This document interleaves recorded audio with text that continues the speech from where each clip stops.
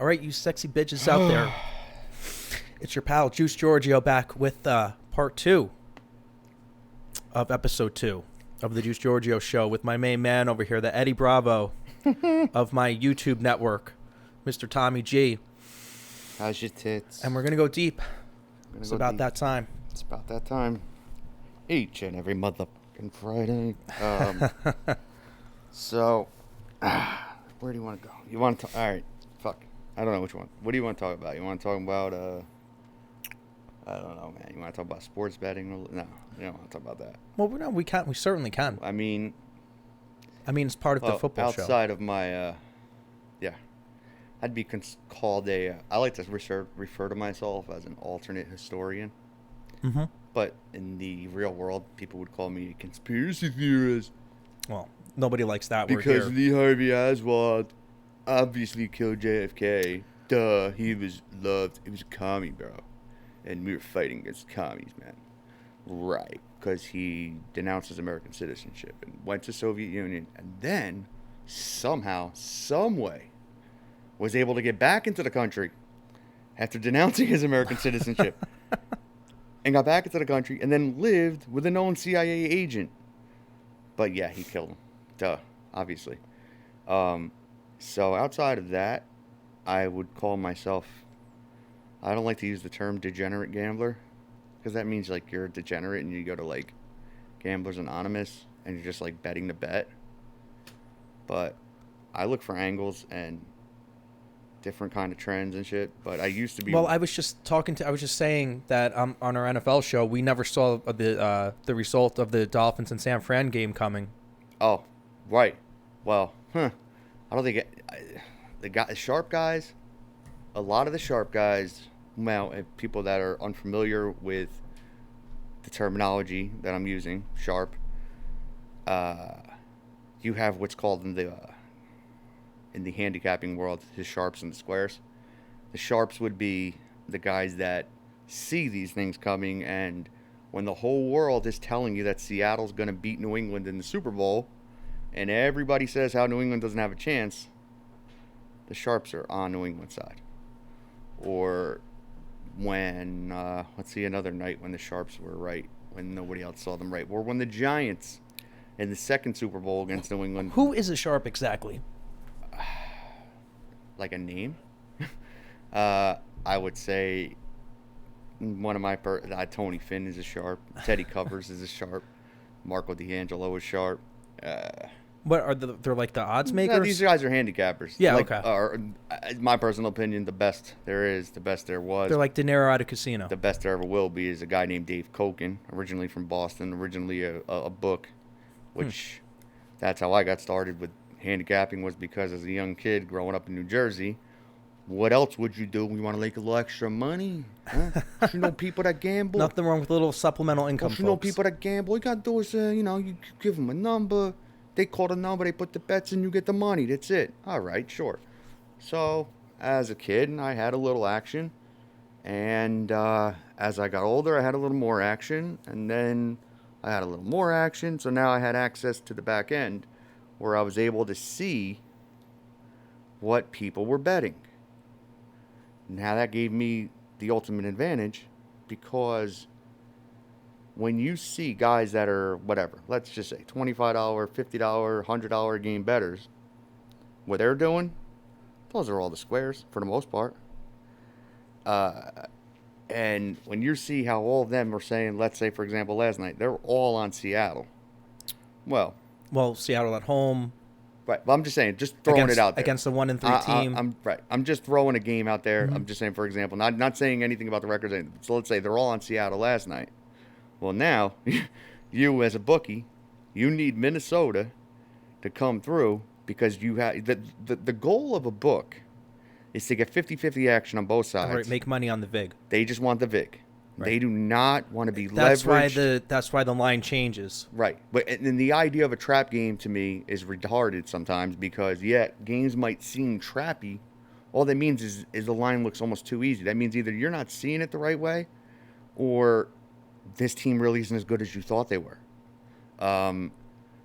So they really just want the vig. So when they're leveraged the fuck out, man, when you got 7 or 8 out of 10 guys all on one side, now the way I think is, and this is statistically proven, if that's the case, where more than 70% is on one side, it just mainly in football, in the NFL and in college football.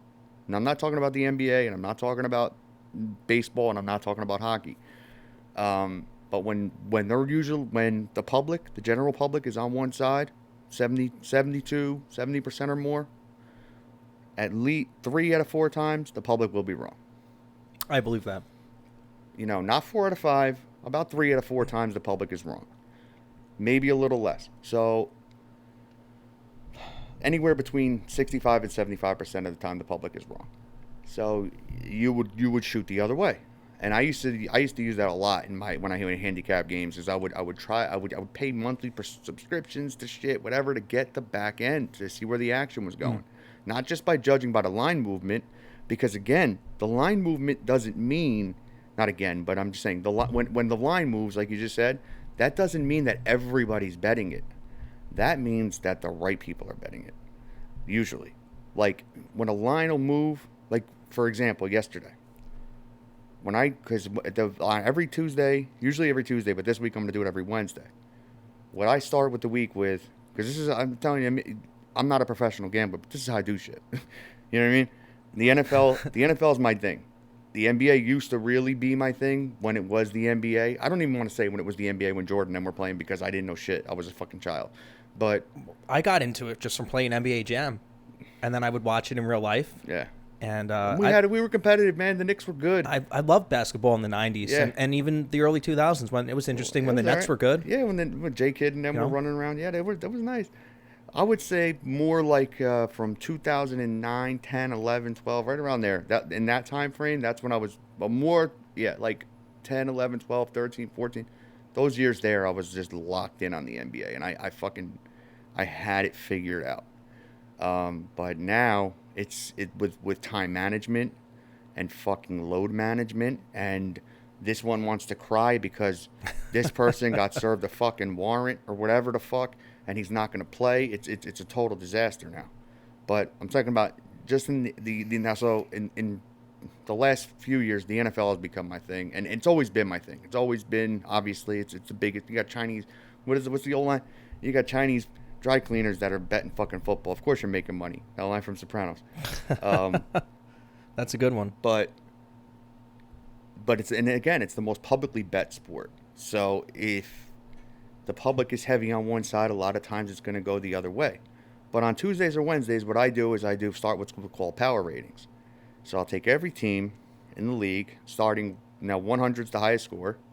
Whoever I think is the best team, they get 100.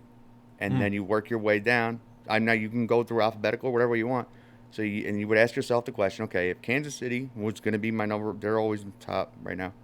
Kansas City was playing New Orleans on a neutral field, what would the line be?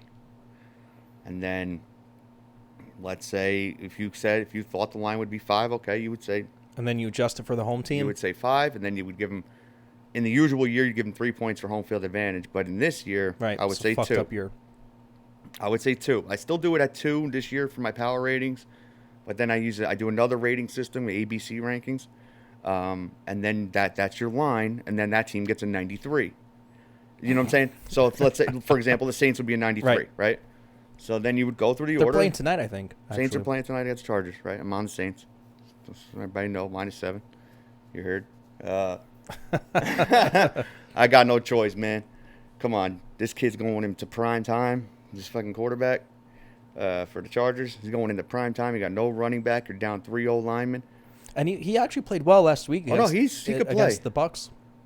He could play. He should have probably won the game against the Bucs. They probably should have won the game against the Chiefs too. So there's a case to be made that the Chargers should probably be 3-1, but they aren't, or they could maybe be 4-0. Because if you would count week 1, but a lot of people think that Cincinnati should have won that game. Either way, he's going into prime time tonight, and I'm sorry, when you're a young quarterback and you don't have 3 starting old linemen, I know New Orleans is down Michael Thomas. I know they're down a couple guys in the secondary, and I know that Drew Brees isn't the old Drew Brees. And I know Sean Payton's play calling has not been as good as it's been in the past. But it's a touchdown. It's Monday Night Football. I do not see the New Orleans Saints losing twice in a row on Monday night. I don't. And they're home now, right? They're home. Yeah. They come back home. And the public is about 50-50 split on this one. They've kind of, the Chargers have been a little sexy lately because they went, buzzer to buzzer with the Chiefs. They went buzzer to buzzer with the Tampa Bay Bucks. They won week 1 at Cincinnati. Right. They got the new quarterback. Now he's been officially named the starter. See, that's another thing. That's another thing why I went to this angle. Why I went to the Saints. Because now you're the guy. You know what I'm saying? Before he was just playing for the job. Now he's officially the guy. It's a whole different animal now. And you try to get into these guys' heads sometimes, and I don't know if this kid's got the head yet to do it. So I'm gonna run with Drew Brees one more time, and he's playing his old team for probably the last time in his career. You're right. All those things add up. And he's 3-0 against the number and straight up against them since leaving there. So I'm gonna run with Drew Brees to do what he does, and Alvin Kamara being the best back in the league, he's gonna do what he does. I have him on my fantasy team. That boy nasty. I'm over. I got the over on the Kamara. I'm not big on player props, but I threw one in tonight. I took Alvin Kamara over 51.5 receiving yards. But anyway, where were we? Well, yeah, at home, yeah, I would agree with that. I mean, he's gonna get, and this is another reason is Michael Thomas was the deep threat for New Orleans. He's not there. Brees clearly doesn't have what it takes to get the ball down the field anymore outdoors. So he's becoming a check down quarterback. He's gonna check it down to his guy. He knows that's his Mr. Reliable, and the Charger defense banged up the way it is. I don't see them slowing him down. I would lean to the under tonight. I would lean to a lower scoring game, all because you're finally starting to see the books adjust. Mm-hmm. I don't know. I mean, again, I'm degenerate. I know about what has been happening so far in football, as far as in the betting angles. You know what I'm saying? Weeks 1 through 4, the overs were it was fucked up, bro. They were hitting at like 64%, 65% almost. The overs. So if you were just some hand job square that don't know their ass from their elbow about anything, you blindly bet the over every game, you're a winner. You would have been you've been doing all right. So the books made an adjustment, and now the totals have gone up a little more to where they probably should have been. And then the usual question is, well, why are the totals going over? Why? Well, shouldn't the offense be a little out of sync with? Not having preset. No, it's the defense. Man. Right. They haven't been hitting. They haven't been tackling. They haven't even had have enough time to study the other teams in the upcoming schedules as much as they usually do. I mean, now the way the schedule is this week, you got Buffalo lined up for a game tomorrow against Tennessee. In the real schedule, they're supposed to play on Thursday against Kansas City. And then they're going to end up playing Monday. That can't happen. Instead. Yeah, they're going to move that game. Right. That game's going to be on Monday. So I don't know if the league's going to try to get somebody to play on Thursday night and move a game over. I don't see that happening. There's a debate scheduled for Thursday night. I don't know if it's going to happen or not because there's some fuckery going on from one of the sides. Oh, that's when they moved it to? I thought the 15th. That's October 15th? Well, it was before anyone ever got sick. It was scheduled for this Thursday. That was the original schedule, so I'm assuming they're still. Other than 45, who got sick? I mean, and all the people on his side. There's people on the other side now. No one. No, but my point is, it was. I thought maybe you knew something I didn't. Oh that no. Like fucking Uncle Joe all of a sudden. You see the hat, bro? That's a nice hat. What does that say? It says Joe Biden for U.S. Senate. Joe Biden dementia, U.S. Senate 2020. Only because he's running for the Senate. That's what he said. That's what he did. How do I know? You said. Right. I didn't say you said. Yeah. It may not quite show up on the camera, so that's why I had you read that for us. I mean, it shows up, but I don't know if it's big enough to see. Yeah. So they have I don't know, some website. My younger female cousin, who this COVID thing really has woken her up.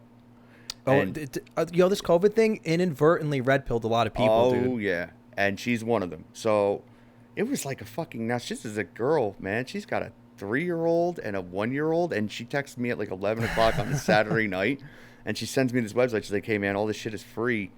All you gotta do is pay the shipping on this website for the next day or so. So she sends me this website, and I bought this hat.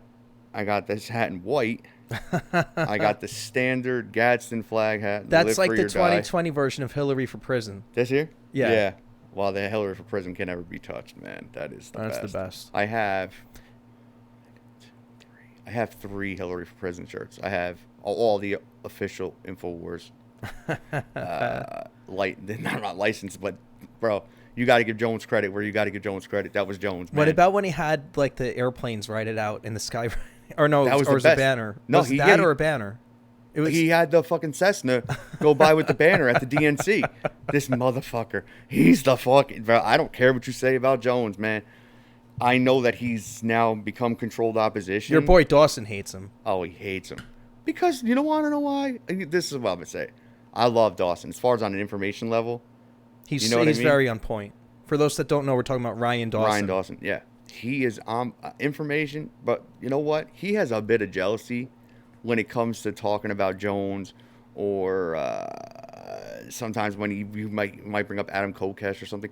Anybody that's got like more popularity than him, right, he's a bit bitter towards. Now I know why he's. But I feel like Ryan Dawson makes a living doing the anti-neocon stuff, right? Like he Yeah. doesn't have like a job outside of that. No. That's what he does. Right. Yeah. Right. So that's what I mean. Well, that's what Jones does too. Right. Jones, you know. But I'm saying, so like Ryan Dawson, what do you think? It's just because he's not at that higher level? Yeah, but I think that's part of his reasoning towards this. But he also is mad at Jones mainly on the 9/11 shit too, because that's what I'm mad at. Well, there's a lot of well, you know what I mean? It's like disinformation, right? But not. It's Not like total disinformation. Right. It's like people think they're finding out the truth, but it's really... It's only a part of the truth. Right. Right. Like, you know, when, for example, this will bother me on Jones. When he had 45 on, right? And 45 referenced... When he was campaigning. When he was campaigning, and 45 referenced... You know, they were celebrated right. in Jersey. I remember that. And he didn't correct them. He knows. Jones knows the guys that were dancing in Jersey were Israelis. For those that may not be watching from the greater New York area, folks, our local news showed it. Our local news, the week of 9/11, showed the people dancing on the cars in Jersey City. That's right. And I love how when Trump brought that up, he was a racist and he was a xenophobe. He made it all up. Well, hold on. It's a conspiracy. To your news clip, though. To that news clip, that's been proven fake, though. You know that, right? What news clip? When the local news... All right, so the local news here showed the guys in Patterson in that little... They used to call the area in Patterson Little Iraq. I thought it was Jersey City. This is what they did. They said it was in Jersey City. They used the same clip that I think Channel 7 got, Eyewitness News got, from Little Iraq in Patterson, where there were a few people celebrating, right?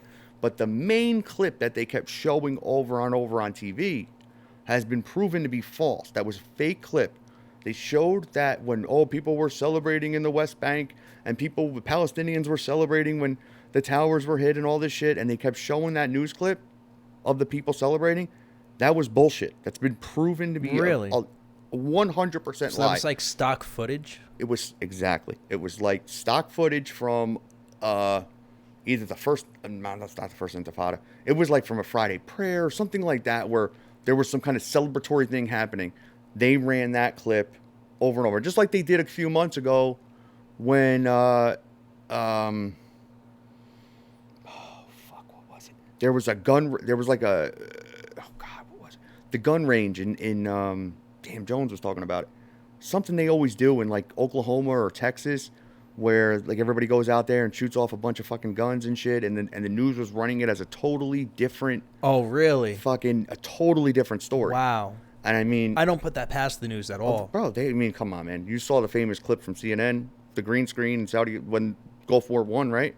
I mean, this is going back Gulf War I, bro. This is 1990 or 92, whatever the fuck it was, 1990. When... That's back when they were doing an interview with Trump, and he walked off from CNN. Because they were fucking breaking his balls. Yeah. They were breaking his balls then. Yeah, that's when they started busting his balls back then. Yeah. No, these was when supposedly Saddam was shooting the Scud missiles, and the two fucking idiot anchors are putting the gas mask on. You hear the siren going on in the background, and the other guy's like, "Did you hear that? Did you see it? Did you see it? Oh, I think that's coming right over us." I don't think I ever heard of that. Dude, it was total green screen. Wow.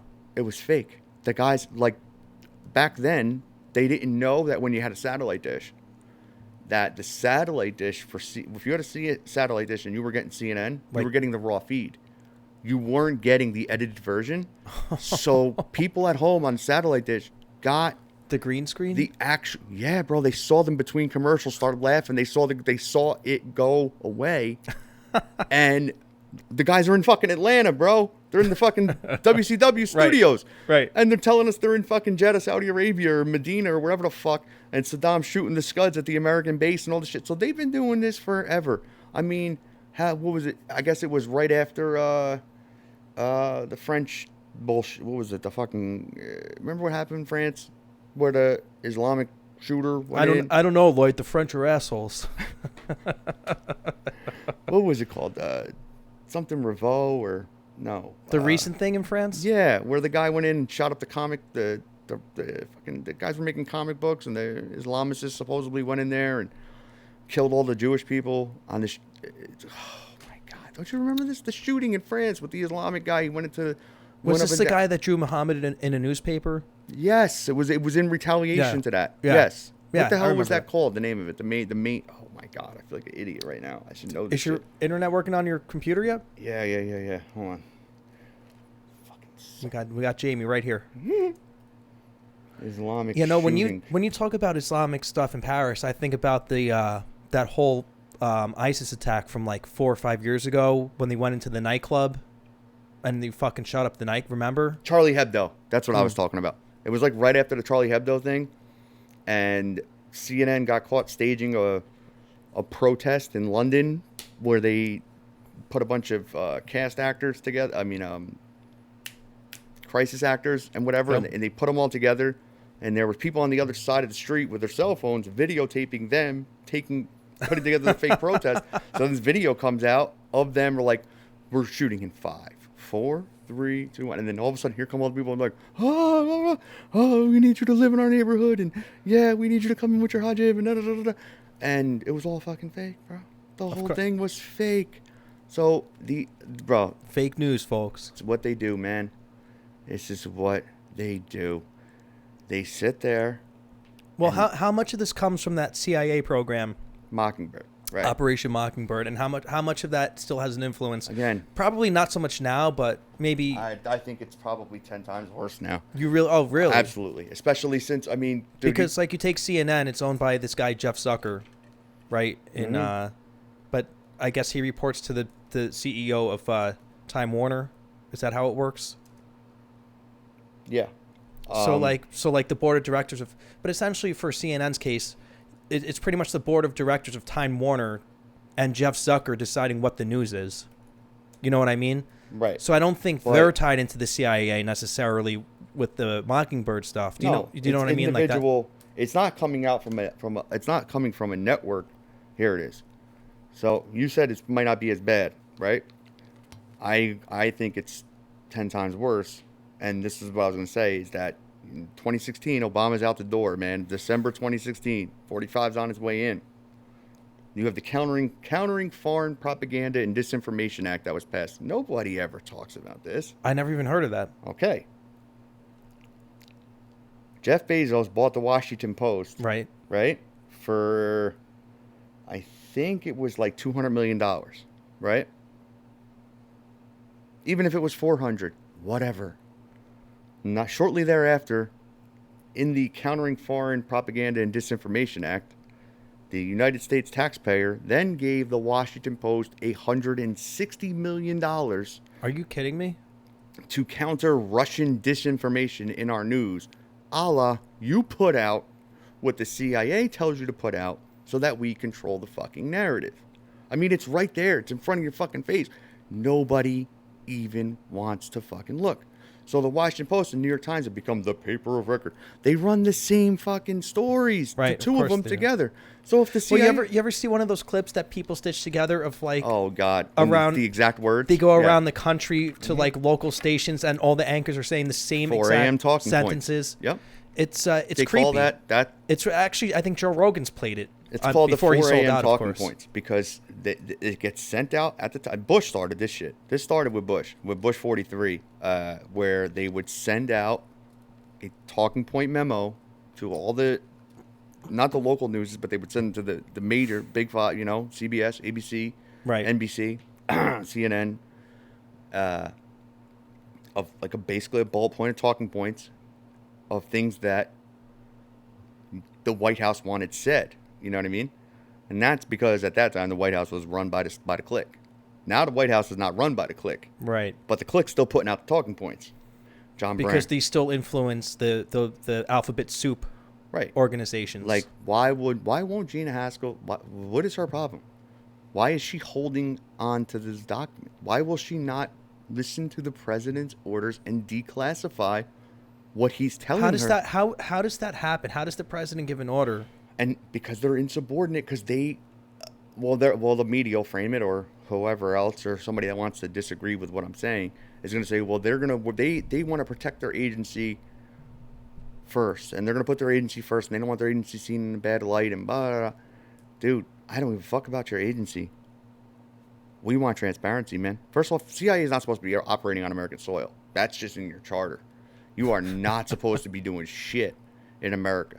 So if you've been running Mockingbird through the media, which is what? In America. And by the way, Mockingbird has been declassified how many decades ago? 75 that happened with Bill Casey. Was it Bill Casey? No.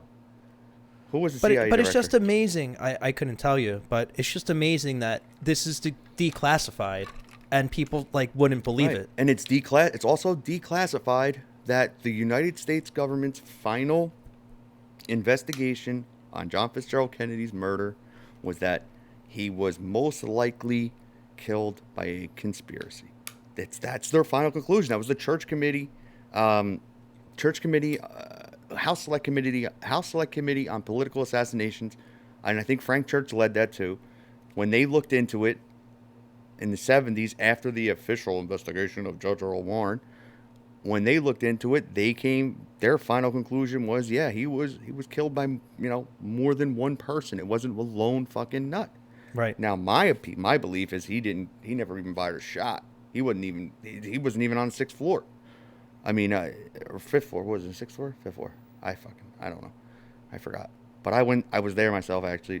I went to Dallas, about 15 years ago I was there. I was actually there. I stood on the, back then they used to have the X in the street where the Really? the infamous headshot took place from. Shit. I have a picture of myself there. There was actually used to be markings. Now, this is another thing, a little crazy, back in the conspiratorium aspect of JFK, that people, again, right in front of your face, nobody fucking looks at it. There were these markings on the curbs. There were like two just oddly, it wasn't like a mark for a yellow curb, you know what I mean? Where it was like, okay, it's yellow here, and then it looks like it rubbed off a little, and then it's still yellow. And then there was yellow, and then it looked like it rubbed off, and then there was yellow. No, there were just like two hard stripes, right? Like painted stripes on the sidewalk, right? Going when you're like the motorcade was going through Dealey Plaza, there were these two markings on the sidewalk. I saw them with my own eyes. They're not there anymore. They fixed that since then because people started to say, "Hey, what the fuck?" When you look, dude, every single shot was fired in those two markings. Why did they have that? Because they were they've been there the whole time. They were marked by the assassins. Oh, wow. Do you know what I'm saying? Like this is when you were supposed to, this was the kill zone. So they Literally the fucking kill zone. They literally painted the road. They paint, right. Like that. Wow. That's where like the probably fucking sights went on. The sights were probably on already, but I mean this was it. Or it was either the signal to the fucking, if the driver was dirty, because I think that's something, when you listen to L. Fletcher Prouty, man, and this is a lieutenant colonel in the military. I mean, this guy, and he also ran part of his military career. I mean, he was in charge of dignitary visits to foreign lands and shit. So he knew Secret Service protocols better than the Secret Service even knew their protocols. Wow. And when he talks about the shit that happened when Kennedy got killed, just on the Secret Service level, I mean, he said he couldn't believe his own eyes when he saw the still shots and the Zapruder film and the other video footage of like just how many things were wrong. The turn on Steely Plaza, right?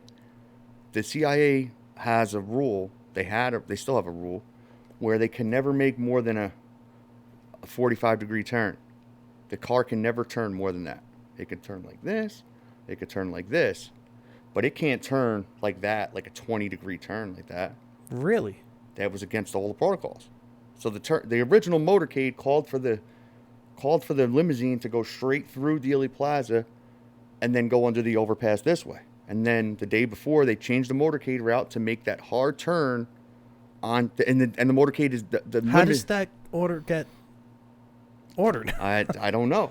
And I'm sure Kennedy, they probably sold it to him where it's like, oh, we're going to have way more people be on the fields and in the green there, where the grassy knoll is and whatever. Oh, that can be packed with people for you. And the people having better opportunities. And he's probably like, oh, yeah, sure. And sounds great, eh? And so that turn right there, because the limousine is never supposed to go under 20 miles per hour. At any point is the limousine ever supposed to go under 20 miles per hour. The limousine comes to a fucking complete stop. That is bizarre. It comes to almost a complete stop when the headshot hits.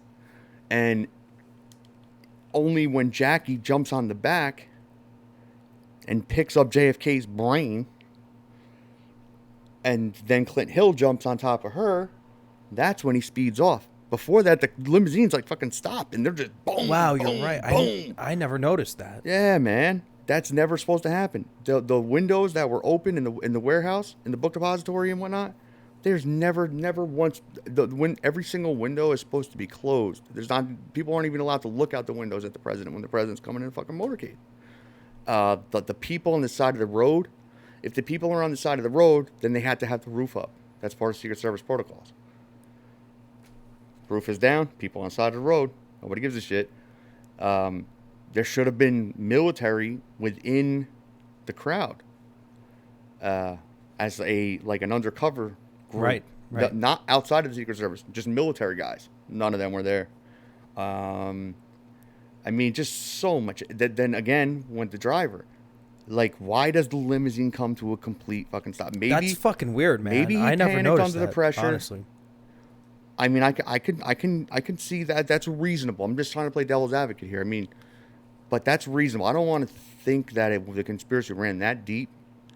I mean, maybe it did, but the fact that the guys were all out boozing the night before, the entire detail was out boozing the night before. Then you see I'm sure you've seen the video of when he's getting off the plane at Love Field, going into the limousine, and then the rest of the Secret Service guys are going to get in their positions and follow, and then the guy in charge waves them off. So he waves off a bunch of the Secret Service guys, and they're like standing there with their arms out, like, wait. Oh, right, yeah. It's like, wait, what do you mean? I forgot about We're not going? that. What do you I mean? heard about, and I totally forgot that. And then you have the switch in the limo where Yarborough, that was supposed to be, John Connolly was supposed to be not in the front seat. Ralph Yarborough was supposed to be sitting there.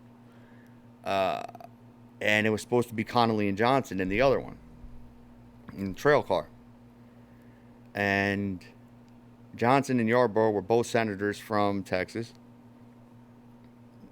Johnson hated Yarborough, despised him. And I think it was Connolly, if I remember correctly, I think it was Connolly that insisted that he be in the limo with JFK because he thought it was so stupid for the governor to be riding with the vice president, and I agree. Why would you not have both executives together? Right. And have the vice president and the former two well, at one time they were the two senators from Texas, and the other one. And it ended up that way, with Yarborough there, with Johnson in that limo. And Yarborough tells the story. He says when the shots rang out, Johnson didn't even fucking flinch. It was like he was ready for it. And then right. Then there's the story from Johnson's mistress, who he had a baby with. That's like now proven that he had the illegitimate bastard children. And she talks about the meeting. There was a meeting the night before at one of these big oilmen's house on that Tuesday night or Wednesday. I guess it was the night before or 2 nights before. And she said everybody who's anybody outside of the presidency and the Kennedys was at that event. J. Edgar Hoover was there.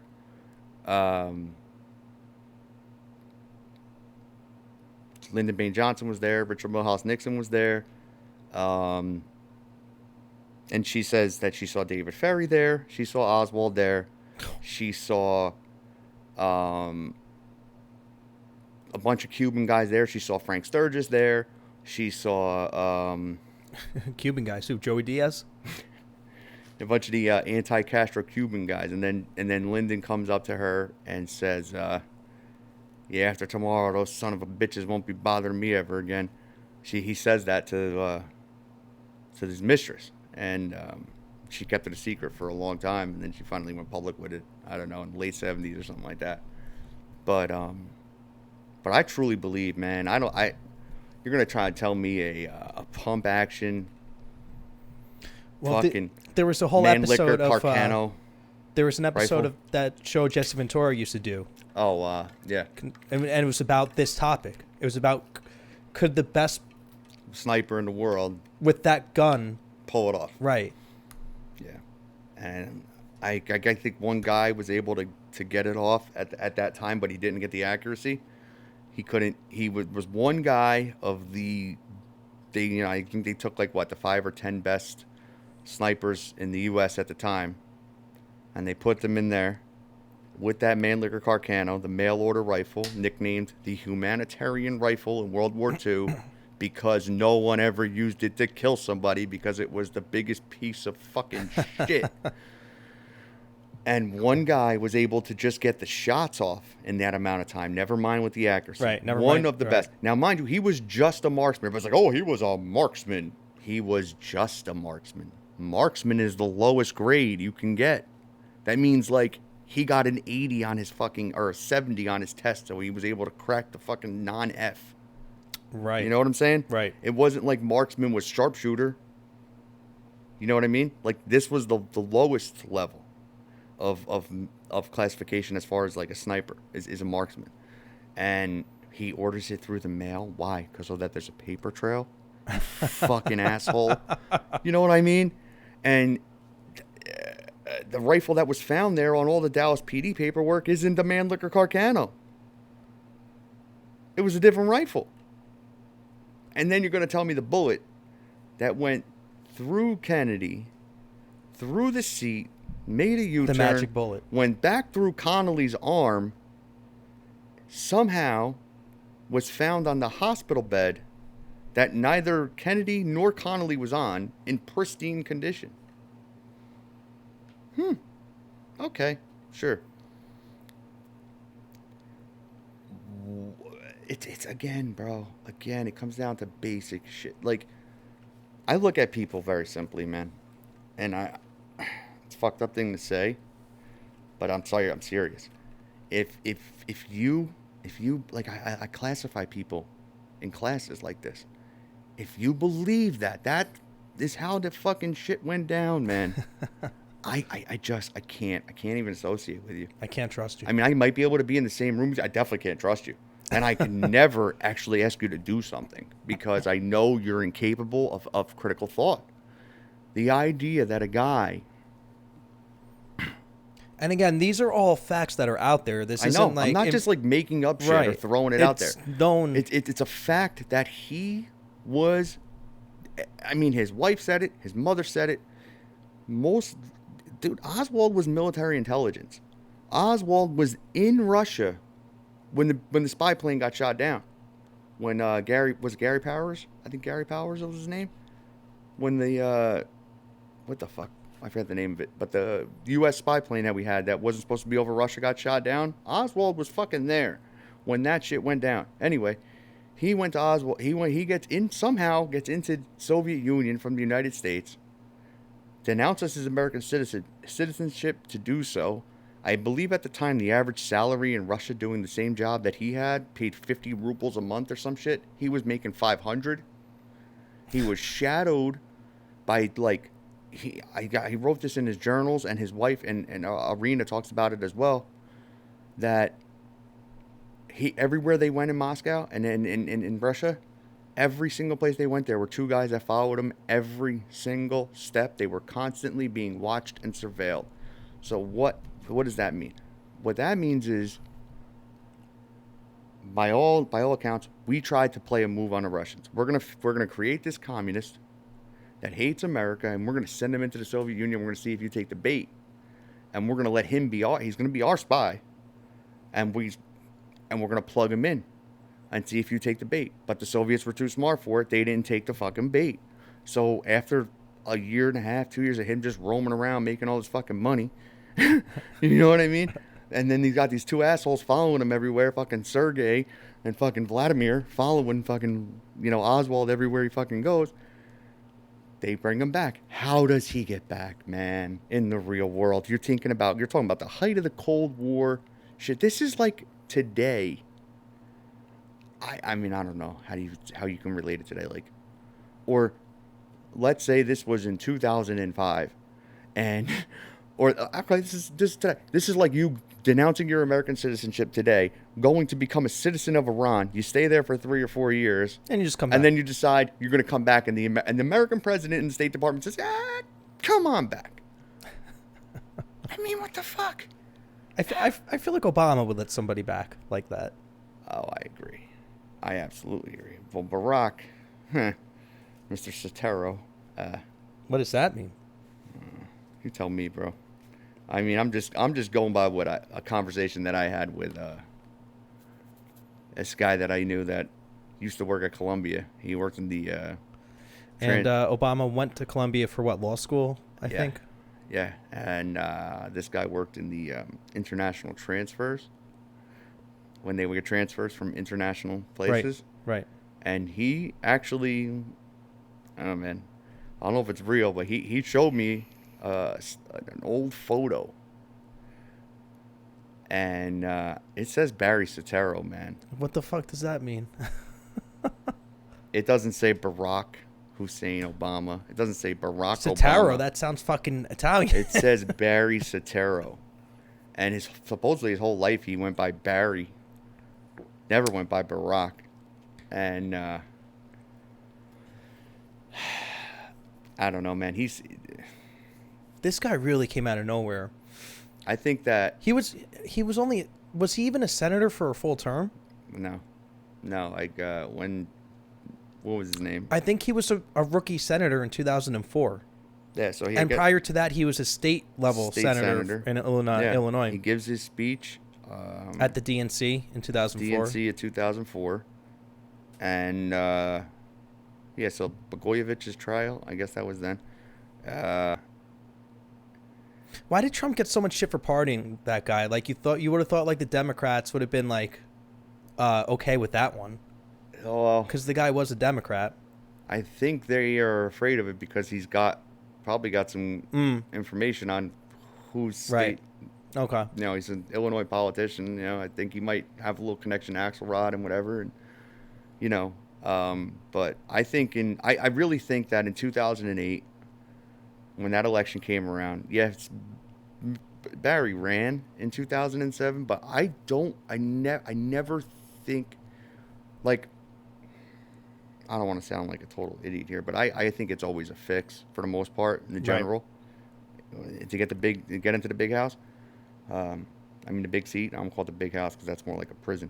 But to get into the big seat up there, it's always sort of just a fucking fix, But in 2008, with that campaign, and that you knew you were going to have no incumbent, and I think the plan, it was supposed to be Hillary versus Rudy Giuliani. Really? Absolutely. Abso-fucking-lutely. Wow. That was Rudy's reward for standing down while the fucking city was ablaze in 2001. This was his payment. And if you look back at the polls, look back at the early polling from 2007, right before the primary started, even before the straw poll, Iowa straw poll and before Iowa, and you look, it was Rudy front runner, man. He had like 40-something%, dude. He was the head and shoulders. He was the top candidate from the Republicans. So what happened with him? What happened? Ron fucking Paul happened. That's what happened when he eviscerated. So wait, Ron Paul was on the stage. Is not a Giuliani fan? I don't know anything about their relationship, dude. Oh, Ron Paul despises Rudy Giuliani. Really? That's all right. That's interesting. That is my favorite. Yeah, I would say my favorite ever debate or political interaction of ever is just Ron abusing Rudy. Did he have like a Tulsi Gabbard moment? Oh yeah, no, picture like that on steroids. Wow. And repeatedly. I mean, through the first two debates, just kept beating. And did it all have to do with 9/11 stuff? Yeah. Oh yeah. So it was strictly 9/11. It wasn't. It was all based on like, because every 2 seconds it was Rudy talking about 9/11, 9/11, 9/11, 9/11, and Ron just beating. See, like I couldn't have been any less interested in politics back then. And Ron destroys him. And if you could even go back. This is back. I must have been 22, 23. 2007, man. It was his 2007 primaries, and you can go back and look. And even on Sean Hannity, I'll never forget Sean Hannity. That when they, like, you know how they'll have the reactionary polls right after, and it was overwhelming. The first two debates, Ron Paul was like 55-60%, and they were in Hannity, and these guys on Fox were just disregarding it, just like it didn't happen. They hate Ron Paul, right? And they're like, why would everybody be voting for Ron Paul? Why would everybody vote for the best guy on the stage? We must have some crazy people out of this 100,000 people that have voted in this poll right away saying that Ron Paul won. Like that was their reaction. But Ron eviscerates Rudy in those first couple debates. So now they need a new guy. So then that's how McCain sort of rises, because what Ron did to Rudy in those first two debates just made him incapable now. It was over. It just took away all his credibility. It took his steam, man. Just like Tulsi did to Kamala. It was over. And then Kamala gets picked for vice president. So this happens, and then and then it was supposed to be Hillary on the other side, right? But then they had a reset, and they thought, wait a minute, hold on. She voted for the Iraq War. She's a bit hawkish. She's not really that likable.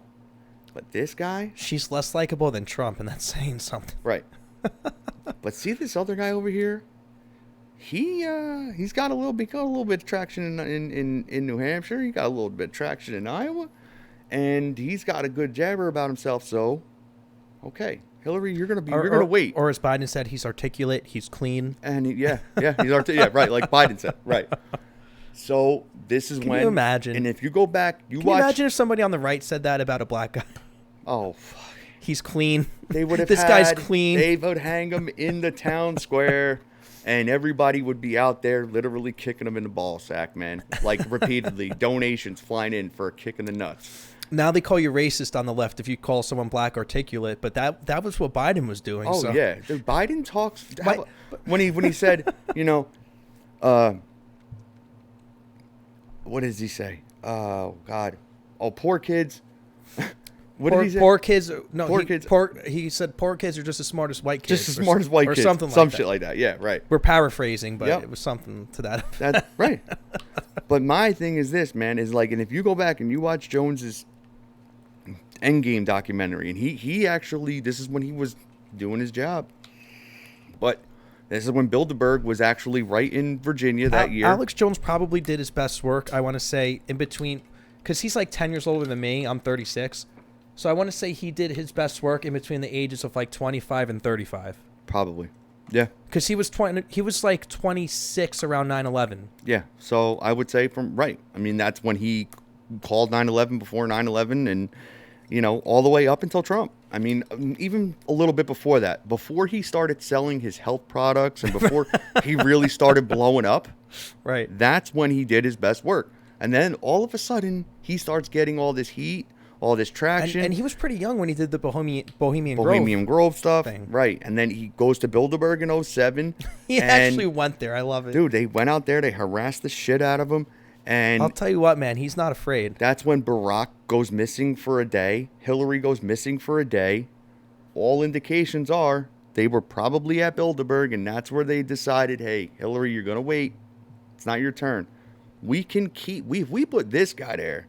I mean, he can get up on a stage and bop with Hova. And they picked McCain just to ensure that Obama would win. Sure, right. And you get Palin? I mean, Right. this fucking, granted, Palin now is not the Palin of then, but I'm talking Palin of then, man. Come on, bro. I mean, give me a break. He didn't vote for the Iraq War, the surge. He wants to close Gitmo. He seems anti-war. Look at his voting record, blah, blah, blah. So we could make him Bush 2.0, and the American public will never know the fucking difference, man. And that's what they did. Yep. It was the Bush doctrine on steroids with more drones, foreign policy-wise. Oh, that was racist. You can't talk about him like that. Well, I guess I got to go put my fucking white hood on now. I mean, but this guy, I mean, you got slave trading going on in Libya now. Thank you, Barack. You have Syria, which was one of the last, like, remnants of the Mesopotamian, and even before that, you had a lot of, ancient artifacts there that are all gone. Thank you, Barack. What about all the countless drone strikes and all the collateral damage from all the drone strikes? We don't talk about drone strikes. How about the murder and fucking unjustified homicide that Barack Hussein Obama is guilty of Omar al-Awlaki's son, a 15-year-old boy, American boy. He was a citizen of the United States of America. He was a child. He was a minor. And you fucking drone strike him in the middle of fucking Yemen because why? Because of the sins of his father? So you're guilty of something because your dad may have incited a terrorist plot, and you don't read this man rights? Your child, sorry, not this man. This boy rights? You don't read him his rights, that's it? No, man. Come on. This guy was able to sell it, and that's why, dude, this is why they did what they did with Russia. And they did it right in your face because they got away with it forever. They never thought she would lose. They never thought that somebody would catch them because they never got caught before. You know what's crazy is that people that hate Trump are just so blind with hatred that they just believe it because they want to believe it. Yeah, that's what like a guy like Jeremy Scahill. There couldn't be, if there was proof, and I was talking about this on one of my solo shows, What's Trending, but I was like, give me a smoking gun. Give me anything. At least when he said grab him by the pussy, there was a tape. Right. You know what I mean? There was something. They still took that out of context. Right. But of course, but at least there was tape. Right. But there was something. When there's less than, I mean, the actual evidence shows the opposite. Right. That's what's hysterical here, and that's how you know, and that's what everybody always, back to Richard Milhouse Nixon, the cover-up is worse than a crime. Because the cover-up is what's going to do them in the long run because it was really them. It was always really them. And now it comes out today that Pelosi and her husband got $1 million worth of CrowdStrike. CrowdStrike? Pelosi? Where did I hear CrowdStrike before? Oh, that was the company in charge of what? Of proving that Russia hacked the DNC. Isn't that something? What an amazing coincidence. Again, an amazing coincidence. But CrowdStrike said it first. First they said that there was a pattern that seemed to line up exactly with how the Russians would hack something. That was their statement they gave, and that was the lead, right? CrowdStrike proved. And then they retracted the statement. But then nobody ever reported that CrowdStrike retracted the statement. Ever. And then when you listen to Bill Binney, what time is it? Oh, shit. We got to wrap it up soon? Yeah, man. Well, let's just finish on this one. We'll finish on this one. And, dude, I got to tell you, we've been going for another 50 minutes already. Wow. Plus, that's crazy. Because I started the timer about maybe 5 minutes or so into it. I feel like it was like 2 minutes. These go by fast, man. Really? You're going to have to come back on soon. Yeah, absolutely. I'm going to end it with Bill Binney. Bill Binney was the former technical director of the NSA. I mean, this guy was like a Steve Jobs type computer whiz before there was a Steve Jobs type computer whiz at the NSA. You know what I mean? And he built the program that Snowden's program was built upon, where if they would have went with Binney's way at the NSA, they would have probably been able to foil the 9/11 plot, so to say. And actually bring down the so-called terrorists, because all they were shills, but that's, again, for another day.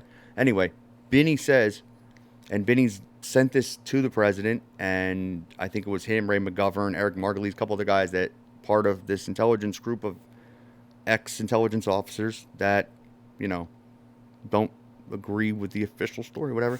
But Benny, you know, anything that's, you know, on the internet, and you print the document out, you know, there's always the numbers at the bottom of the pages and shit. And all that is coding as to where it came from, and if you, and how fast it was downloaded, and where the site of origin was, and how many pieces it went through, and all this code is built into these fucking files, man. It's all there. Like Benny says, when you look at the transfer speed of the emails, right there, it tells you everything. That they were transferred at such a fast rate that it could not have been done from a foreign location. It had to have been done from somewhere within the building, which means that it was never hacked. It was leaked. What a joke. It was the Seth Rich. That's what right. You know what I mean? His name was Seth Rich. His name was Seth Rich. And he, not that he's some, you know, not that he was a Trump guy or he was working for the Republicans. No, he was the Sanders guy. He was a patriot. What he was. He saw the corruption of the Clintons, and he wanted the world to know. And that's what happened, man. You don't get a botched robbery. Get the fuck out of here. Botched. What a crock of shit. Disgusting. But, all right. I guess we'll call it a day here. Yeah. Well, Tommy G, thanks for joining us. This was my most fun one, without a doubt, so far. You're going to have to come back on. Wonderful time myself. I hope you can become like a semi-regular, like a Joey Diaz to Mr. Rogan. Yeah, I can't believe he lives in New Jersey now. Again, but I can believe it. Ambassador to the streets.